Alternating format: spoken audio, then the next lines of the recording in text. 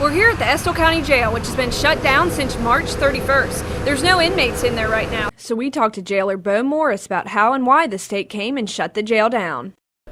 Our state inspector had come in here to we had 2 a year inspections, and they done an inspection on the backflow valve sprinkler system, and it failed.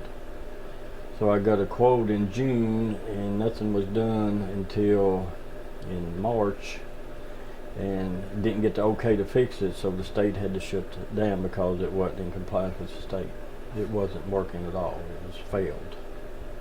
Which that's the first time I've been here, almost 9 years, first time I'd ever been inspected too. But so technically it could have been not working for a while. A long time, yeah.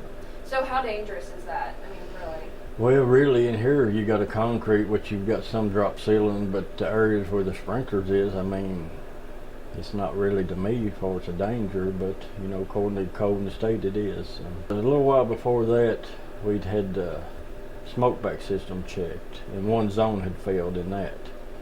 So we finally got approval right before I got shut down, and they had changed the part that was supposed to be bad, but we hadn't had it, you know, re-inspected because we was already shut down. So it's just spend $2,000 to get another test and not know if you're gonna get it back up. We ain't had it tested.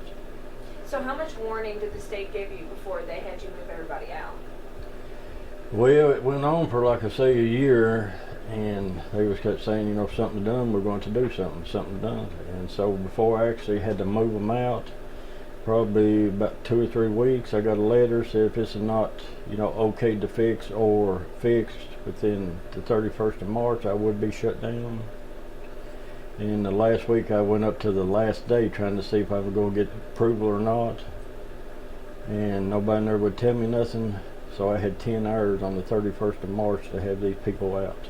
Scrambled and begged and pleaded, and I believe it was 6 different counties. I got 3 here, 3 there, 2 there, 5 there. So this is probably costing more in the end, because now when you arrest people, what's the situation? We have to meet in the back parking lot and do our exchange in the back parking lot. And right now I'm set up, my men goes to Lee County.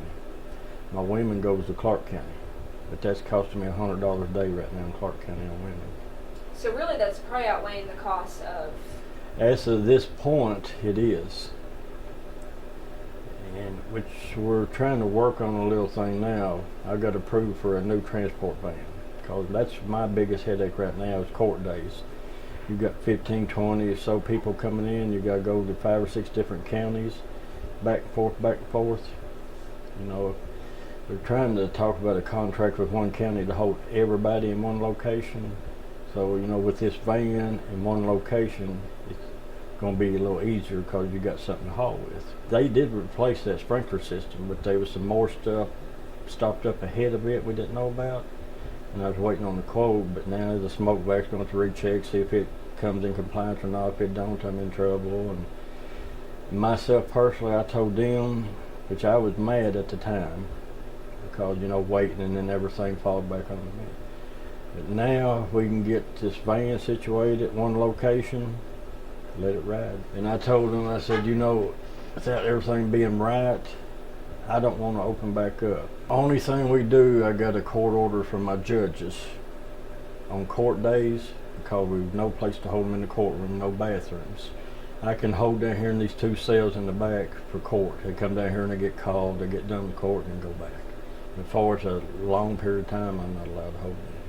But right now, without contracts, I have took them to jails, and if they're wild or something other, we deny them, take them to the hospital and get them medically cleared. So you're hauling them there, they deny them, you're hauling them back, get them cleared, and if they want to step them, if they don't, then you're scrambling around and find another jail to try to hold. So that kind of introduces security issues too then, doesn't Yes. it? Like somebody could escape? Well, we had one to do that. Actually 2, one of them was on us and one of them wasn't on us. Myself personally, I don't think it'd ever be opened back up like it was. I think this is going to be the norm now. Like I say, I have got a new van. I've seen the van. We're just waiting on the cage, which is supposed to be this month. And we're waiting on the contract for one location. So it's never going to reopen? Myself personally, I mean, it could fool me, but myself personally, I don't think it will. Jailer Morris reiterated multiple times that at this moment it's not looking like the jail will ever reopen back up, and this is the new normal to transport prisoners to different counties. The priority right now is to get a new transport van to ensure better safety of both those working and the prisoners. In Estill County for WBON TV, I'm Marissa Hempel.